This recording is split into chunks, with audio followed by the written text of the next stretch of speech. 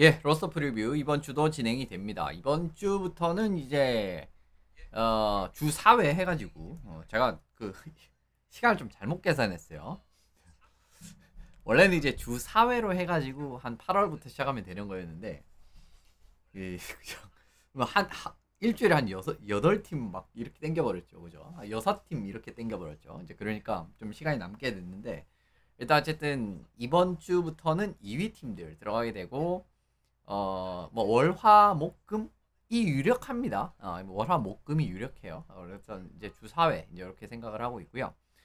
예, 오늘은 템파베이 라이트닝입니다. 아까 말씀드린 대로 주 그 뭐냐 2위 팀들이었고 템파 지난 시즌 2위를 했었죠. 그래서 오늘 내용은 한번 들어가 보도록 하겠습니다.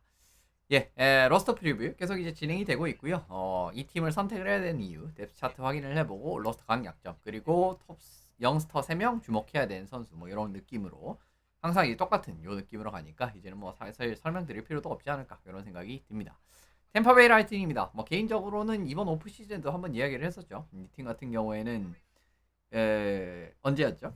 그 최강 팀이 된 이유 요거 해가지고 했었죠 한번. 그렇기 때문에 뭐 플로리다에 이어서 뭔가 얼마 전에 한 엊그제 한 느낌 이제 이런 게 드는 부분이었는데 사실 이제 지난 시즌 같은 경우에는 저는 1라운드에서 템파베이가 플로리다를 잡을 거라고 생각을 했었습니다.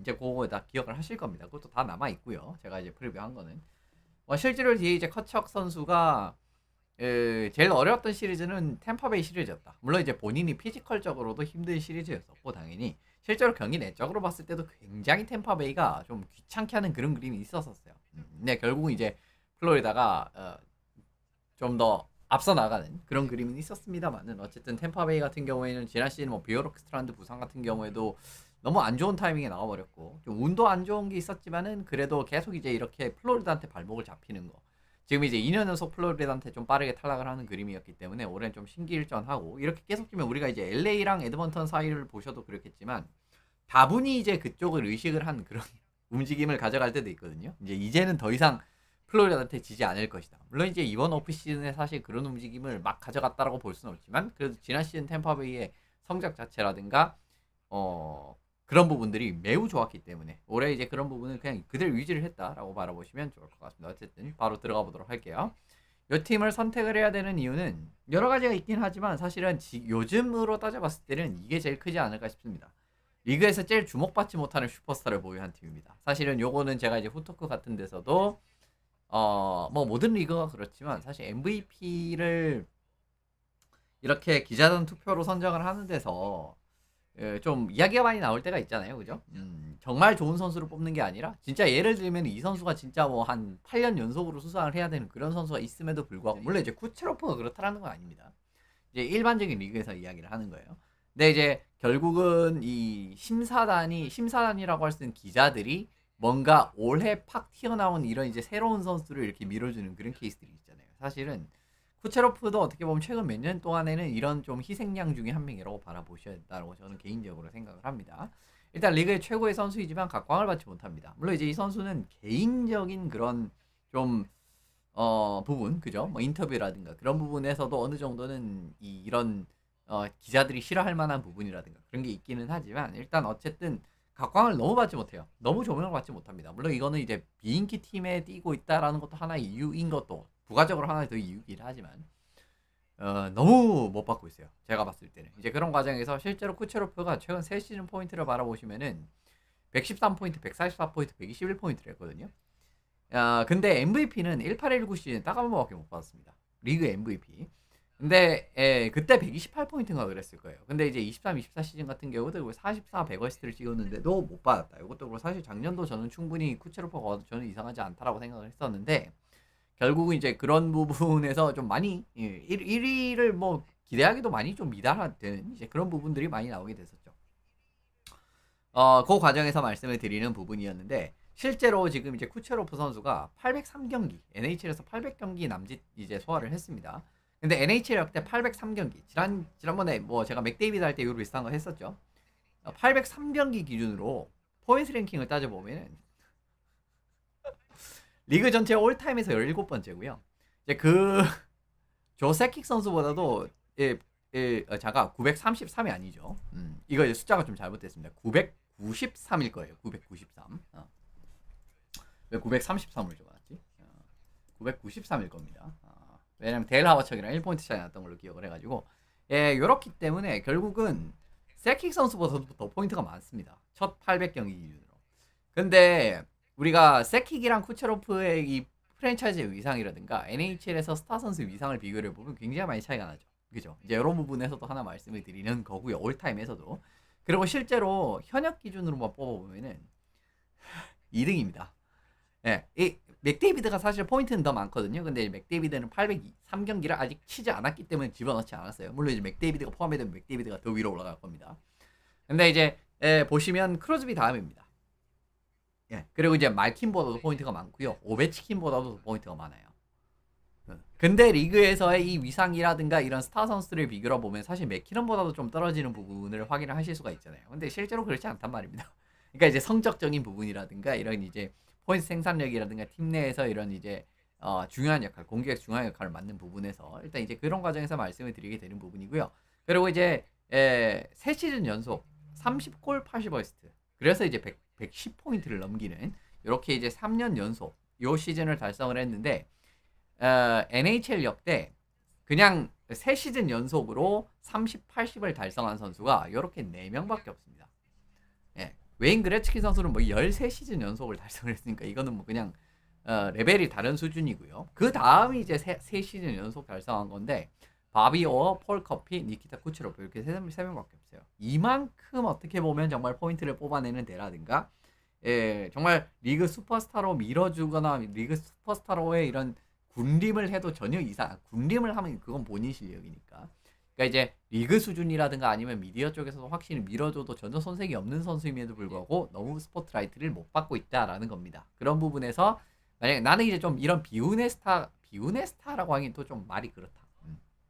그러니까 조금은 스포트라이트를 조금 덜 받는 선수가 좋다라고 하면은 정말 그런 슈퍼스타라고 하면은 쿠체로프 선수가 있는 템파베이를 한번 추천을 드려봅니다. 지난 시즌 성적이랑 올 시즌 데드 차트를 보고 넘어가게 될 텐데 성적 뭐 역시나 2위 팀이니까 상당히 좋았죠. 47승 27패 8연장패였고 승점 획득률 62.2%, 애틀랜틱 디비전 2위였었습니다. 뭐 전륜한 득점력을 뽐냈어요. 거의 300골 가까이 득점을 했고요. 뭐 실점 같은 경우도 216실점밖에 하지 않았기 때문에 리그 4위. 사실 리그에서 지난 시즌 제일 뭐 공격, 수비, 골텐딩 뭐 모든 부분에서 제일 완벽한 팀이 어디냐라고 하면 솔직히 말씀드리면은 템파베이였습니다. 그러니까 모든 부분에서 완벽한 팀. 근데 이제 예를 들면 뭐 항상 그런 팀들이 당연히 이긴다라는 건 아니고요. 결국 이제 플레이오프에서는 이제 피지컬 플레이라든가 이런 부분들을 조금 더 잘하는 팀들이 결국은 또 이제 이 좀 고득점 영역이라든가 그런 데서 힘을 쓰는 팀들이 이길 수가 있기 때문에 그렇게 이제 결과가 나오는데 그냥 이제 일반적인 숫자적으로 바라봤을 때 제일 완벽한 팀은 템파베이였어요. 이거는 마저 또 이제 뒤에도 말씀을 드릴 겁니다. 일단 이제 공격 라인업을 살펴보시면은 이렇게 이제 구성이 되는데 괜찮죠. 나쁘지 않죠. 그리고 1라인에 이제 괜칠, 포인트, 쿠체로프. 사실 지난 시즌에 이제 결국은 스탬코스를 내보내고 괜칠을 남기는 게 이게 맞는 판단인가? 맞는 판단이었죠. 그죠?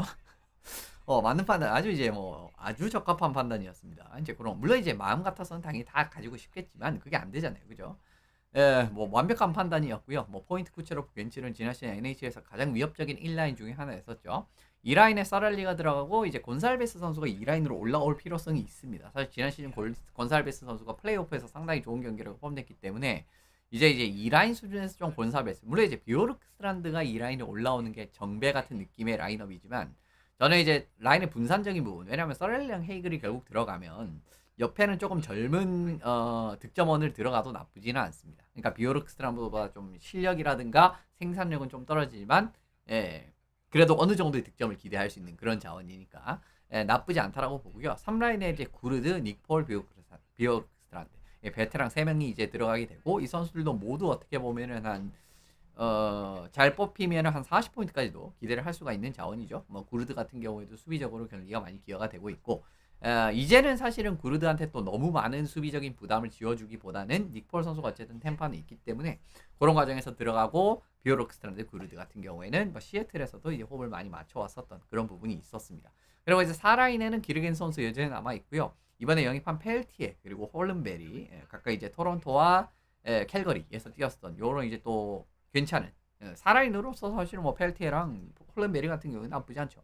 그리고 이제 건살베스가 만약에 올해 결국 이제 단기전에서의 그런 부분과 장기 82경기 장기 기준으로 갔을 때는 사실은 굉장히 다를 수밖에 없어요. 이제 그런 과정에서 곤살베스가 풀 시즌에서 조금 애매한 그림이 나오면은 펠티에 선수가 그 자리를 그냥 들어가도 나쁘지는 저는 않다라고 보고 있습니다. 그리고 아니면 뭐 정 아닌 비오르크 사람들을 올리고 곤살베스 4라인 내리고 펠티를 3라인 올리고 이런 부분도 이제 유동성적인 측면에서는 그렇게 나쁘지가 않아요. 전반적으로 어쨌든 이제 센터진의 이런 경쟁력도 나쁘지 않고요.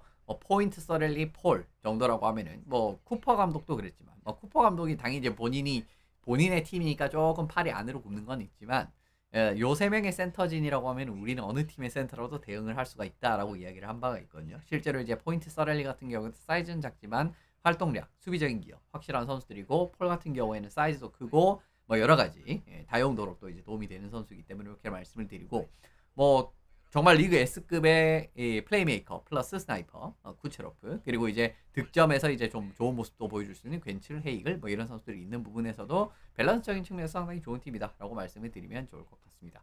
수비진 바라보시면 헤드만과 모죠. 드디어 이제 헤드만 선수의 파트너를 찾았죠. 이제 이것도 이제 제가 오프시즌도 한번 했기 때문에 그냥 간략하게 하고 넘어가면 좋을 것 같고요. 맥도널 선수 체르나크 지난 시즌 제일 역시나 다시 뭉쳤지만은 경기력은 여전했었습니다. 사실은 2연패를 할 때 결국 제일 중요했었던 라인 중에 하나 있었죠. 맥도널 체르나크의 조합. 셧다운 페어로스의 둘 다 이제 어느 정도 이상의 공격 기여도 할 수 있는 자원이고 기본적으로 수비력이 정말 출중한 자원이기 때문에 맥도널 체르나크의 이 조합 굉장히 중요합니다. 사실 이제 요것도 이제 어떻게 보면은 다시 뭉쳤지만은 맥도너가 나이가 조금 더 먹었고 체르나크 같은 경우 최근에 부상이 굉장히 많았기 때문에 결국 이제 둘을 다시 묶었을 때 경기력이 어떻게 나오는가 아무 문제 없었어요. 굉장히 좋았죠. 올해도 이제 유지가 될 거라고 생각을 하고요. 3라인 조금 걱정되는 부분이 있는데 릴레베르랑 레드시. 릴레베르 같은 경우에도 이제 피지컬 굉장히 적극적으로 플레이를 하는 수비수. 레드시 같은 경우에는 공격적으로 이제 굉장히 강력한 슬랩샷을 지니고 있는 자원입니다. 사실 오른손잡이이기 때문에 모자 자리에 레드시가 들어가도 괜찮긴 해요. 근데 실제로 이제 레드시가 헤드만 옆에서 오랫동안 뛰었었던 적도 있었거든요. 근데 이제 사실 모자가 전반적인 안정도적인 측면에서는 헤드만이랑 훨씬 더 좋은 조합이기 때문에 1라인을 이렇게 구성을 했고 뭐 골리는 뭐 두말할 필요가 없죠. 바실렙스키 그리고 요한손 이렇게 구성이 되면서 넘어가면 좋을 것 같습니다.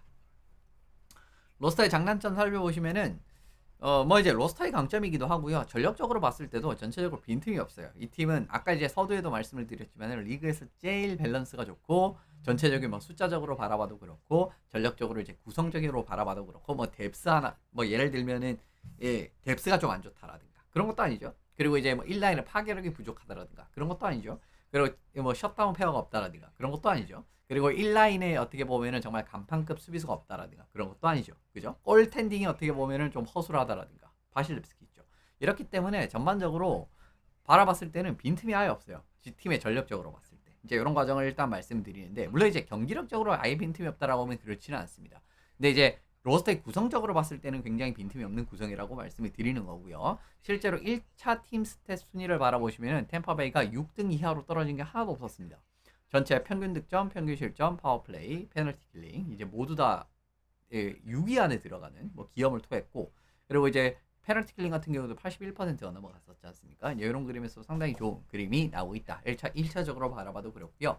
그리고 득점적으로 바라봐도 보시면 이 5대5 득점 186득점 하면서 전체 3위 그리고 이제 파워플레이 골 같은 경우도 60골 넣으면서 5위 그리고 5대5 실점 같은 경우도 144실점 하면서 6위였고 파워플레이 실점 같은 경우 38실점밖에 안 하면서 전체 1위였습니다. 모든 부분에서 거의 이제 탑 클래스란적인 부분을 확인하실 수가 있고 그리고 아까 이제 말씀드렸던 1라인 굉장히 파괴적인 1라인이라고 말씀을 드렸죠. 괜츠 쿠체로프 포인트 라인이 지난 시즌에 이제 NHL 전체에서 5대5 득점 44골 하면서 전체 3위 그리고 이제 기대 득점값 같은 경우에도 32.1득점이었기 때문에 리그 전체 7위였습니다. 아까 말씀드렸던 리그에서 가장 강력했던 1라인 중에 하나라고 말씀드렸던 이유 중에 이게 하나인 거고요. 그리고 또 하나 말씀드리는 부분 지난 시즌에 경기당 1포인트 이상 가장 많이 보유하고 있었던 팀이 템파베이였습니다. 경기당 1포인트 이상 참고로 이거는 50경기 이상 출장해야만 하는 조건을 하나 건 상태였었고요. 그 과정이기 때문에 템파베이가 4명, 플로리다, 토론토가 3명씩이었기 때문에 리그에서 가장 많은 경기당 1포인트 이상 보유팀을 이었다라고 말씀드리면 좋을 것 같습니다. 그게 아마 쿠체로프 포인트 그 다음에 괜칠, 헤이글이죠. 이렇게 4명이죠. 다들 80포인트도 넘겼었죠. 이제 그런 그림에서 말씀해 드리는 거예요. 그리고 수비적인 부분에서도 고위험 지역에서 방어 능력이 나쁘진 않았습니다. 실제로 실점 관리 슈팅 차단 자체를 많이 한 팀은 아닌데 고위험 지역에서는 어쨌든 위험을 잘 막아내는 그림이었죠. 그리고 고위험 지역에서 이제 스코어링 찬스 같은 경우에도 564개밖에 허용을 하지만 않으면서 리그에서 5위였었고요.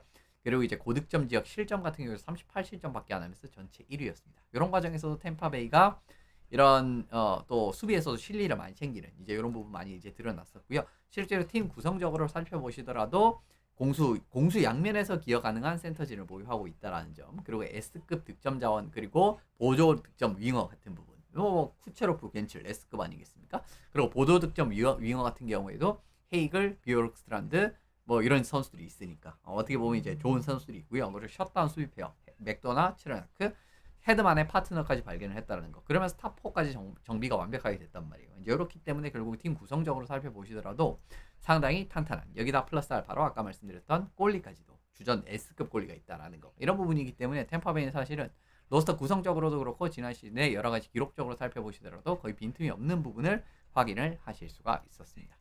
우려점은 사실은 업그레이드가 좀 더 필요합니다. 하브라인. 물론 이거는 이제 시즌 중 가능하기는 하죠. 사실은 로스터 한두 자리에서 조금 더 확실한 기여가 가능한 선수들이 필요해요. 그러니까 왜냐하면 템파베이도 결국 우승을 노리는 팀이거든요. 그러니까 플레이오프 정도 진출하는 수준에서 이제 뭐 멈추는 수준이 아니라 결국 이제 템파베이도 향후 한 5년간의 컵을 하나 정도는 더 들고 싶을 욕심이 있는 팀이기 때문에 그러기 위해서는 어쨌든 올해도 조금 더 확실하게 기여가 가능한 자원이 필요하다라는 부분인데 결국 로스터의 한두 자리 정도를 조금 더 클래스가 높은 자원으로 채워야 된다는 말씀이고요. 공격진 같은 경우에는 곤살베스라든가 펠티 같은 친구들, 그리고 수비진도 릴리에베르나 레드시 같은 친구, 그리고 이제 백업 볼리도 요한손이니까 결국 이제 로스터 한두 자리 정도를 좀 업그레이드가 필요하지 않나라고 생각을 하고 있습니다. 뭐 골리는 이제 뭐 결국 바실렙스키 있으니까 별 문제 없다라고 생각할 수 있지만 뭐 공격진이라든가 수비진 한 자리씩은 아마 시즌 중에 보강이 될 가능성도 저는 없지는 않다라고 보고 있습니다. 이렇게 말씀드리고 넘어가면 좋을 것 같고, 그리고 디비전 내 팀들이 올해 좀 개선된 부분이 있죠. 왜냐하면 토론토 같은 경우에도 보조 물론 만원은 빠지긴 했지만은 보조 자원들이 괜찮은 자원들이 여러 들어왔고요. 그리고 감독의 입맛에 맞는 선수들. 게다가 플로리다 같은 경우에는 기존 전력이 유지가 된 상황이기 때문에 템파베이 입장에서도 이제 이런 부분까지도 보강을 해야 이제 결국은 약점을 조금이라도 없애는 게 중요하지 않겠습니까? 이제 그런 이제 말씀을 드려 봅니다. 영스터 탑3 이제 짚고 넘어가게 될 텐데 사실 이 팀도 별로 없어요. 이 팀도 별로 없습니다. 그러니까 S급 탑 티어급 선수들은 사실 거의 없다라고 보시면 좋을 것 같고요. 이성고티의 선수 라이트윙 자원이고 지난 시즌 드루몽빌에서 50경기 25골 37어시스트 올렸었습니다. 창의적이고 적극성이 돋보이는 공격 자원이라고 말씀을 드리고요. 그리고 이제 수비진에는 이제 다니엘 필렌코프 선수, 올해도 이제 디너모 모스크바에 있습니다. 68경기에서 6골 25어시스트. 이 선수 같은 경우 수비 지역에서 안정적이고 무난한 플레이 잘하고, 그리고 퍽 운반에서도 강점이 있기 때문에 물론 이제 이런 선수들 결국 이제 레벨이 올라갔을 때 어떤 경기력이 나올지는 장담은 못하지만 뭐 전반적으로는 괜찮은 툴을 지닌 자원입니다. 그리고 이제 니코 후타는 선수 같은 경우에도 지난 시즌 시라큐스에서 뭐 썩 그렇게 좋지는 않았었는데 그래도 이 선수도 적극적으로 플레이를 하고 슈팅 능력에 강점이 있는 윙어이기 때문에 좀 잘 크면은 미들식스 한 자리까지도 기대치는 없진 않아요. 근데 한 번 더 말씀드리지만은 결국은 좀 부족합니다. 탑티어급 유망주들이. 물론 이제 탑티어급 유망주들이 지금 당장 급하진 않아요. 템파베이가. 사실은 하워드가 그래도 뭐 지난 시즌 호비 베이커도 수상을 하고 앞으로 어떻게 보면은 템파가 없는 와중에서도 좀 믿을 만한 자원이었는데 결국 하워드랑 계약이 안 됐습니다. 계약이라고 적어놨으니까 계약을 한 것처럼 이렇게 적혀 있는데 계약이 안 됐죠. 계약이 안 됐습니다. 이제 본인이 이제 어떻게 보면은 이제 템파에 남고 싶지 않다. 이제 이런 부분이 이제 전달이 됐기 때문에 트레이드가 됐죠. 에드먼턴으로. 그래서 에드먼턴이랑 바로 이제 계약을 했었습니다. 어쨌든 이제 그런 과정에서 하워드가 빠져나갔다라는 부분이고요. 템파 기조도 역시나 현재의 성과를 내는 기조이기 때문에 2026년, 2027년 1라운드 자원이 없습니다. 다 팔고 있죠, 그냥. 계속 팔고 있는 상황이라서 없어요. 그래서 이제 좀 당분간은 이제 좀 탑티어 영입하기 어려운 부분이고요. 당장은 문제 없어요. 당장은 전혀 문제 없습니다. 지금 기조로 그냥 몇 년 더 굴러갈 수 있는 상황인데 사실은 템파베이도 이제 슬슬 이제 로스터의 중심 자원들이 30줄로 슬슬 들어가고 있습니다. 이제 30, 막 29, 30, 31, 32 뭐 이런 느낌으로 조금씩 들어가고 있단 말이에요. 이제 그렇기 때문에 순식간에 이거 몇 년 지나면은 정말 이제 노장팀이 되는 거거든요. 이미 어떻게 보면 좀 베테랑 노장팀에 가까운 팀이지만은 더 이제 그런 것들이 심해지게 되니까 어쨌든 이제 서서히 대비도 필요한 단계이지 않나라고 생각을 말씀을 드리면서 넘어가면 좋을 것 같습니다. 주목해야 되는 선수는 역시나 그죠, 바실렙스키입니다. 사실 바실렙스키가 뭐 최고의 골리죠. 리그에서 최고의 골리 중에 한 명인데 최근에 좀 경기력이 좋지 않았었습니다. 실제로 최근에는 물론 이제 주전 골리로서 이 정도라고 하면 그렇게 나쁘지는 않았던 시즌이 있지만 지난 시즌 같은 경우에는 굉장히 좀 부진했다라고 말씀드리면 좋을 것 같아요. 52경기에서 2.9에 90.0% 정도면은 사실 좀 만족스러운 성적은 아닙니다. 지난 시즌 다행히 굉장히 이제 회복이 됐죠. 지금 보시면은 이제 전년 대비해가지고 굉장히 큰 폭으로 이제 스탯 상승을 했고 22, 23 시즌이랑 비교를 해봐도 나쁘지 않은 부분 확인을 하실 수가 있습니다. 굉장히 모처럼 이제 완벽하게 부활을 했다라고 해도 과언이 아니고요. 사실 바실렙스키가 지난 시즌 결국 이제 또 수술을 했지 않습니까? 허리였나? 정확히 어딘지 잘 기억이 안 나는데 이제 수술을 해가지고 결국 이제 수술을 위해 어떻게 경기력이 펼쳐질지는 좀 지켜봐야 되는데 그죠? 뭐 별 문제는 없었습니다. 지지난 시즌이었죠, 그죠?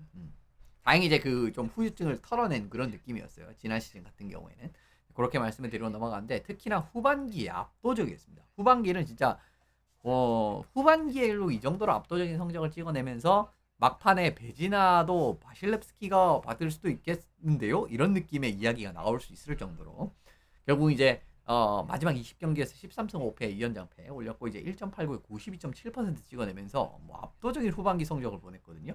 그런 과정에서 이제 지난 또 보시면은 그죠? 전체 성적 시즌보다 훨씬 좋지 않습니까? 그 부분 확인하실 수가 있고요. 다행히 어쨌든 말씀드리고 싶은 부분은 퍼포먼스 반등세로 올라갔다라는 겁니다. 그걸 말씀드리고 싶은데 일단 이제 이븐 스트렝스 세이브 퍼센티지 같은 경우에도 다행히 원래대로 다시 돌아왔어요. 더 좋아졌죠. 근데 어쨌든 원래대로 다시 돌아왔다고 보는 게 맞는 것 같은데 일단 이제 92.1%, 90.3%까지 떨어졌다가 이게 이제 제 캠 때문에 좀 잘렸는데 93%입니다. 예.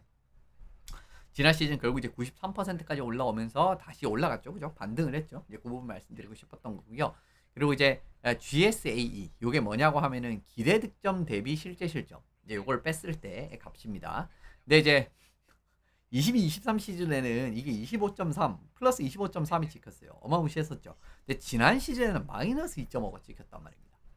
예. 그러니까 이제 기대 실점보다 실제 실점이 더 많았다라는 거죠. 이제 그런 그림인데 지난 시즌에는 다행히 플러스 29.2로 다시 원상 복귀되는 그림이었습니다. 그렇기 때문에 결국은 바실렙스키가 퍼포먼스를 되찾았다라는 말씀을 드리고 싶은 부분인데 애석하게도 이게 플레이오프까지 가지는 못했었습니다. 그러니까 플레이오프에도 결국 이제 바실렙스키가 확실한 포스를 뽐내주면서 경기력을 이제 잘 보여줘야 되는데 실제로 3년 연속 결승에 진출을 할 당시에 20년, 21년, 22년 이렇게 세 시즌 바라봤을 때는 71경기에서 2.09에 92.8% 했었거든요.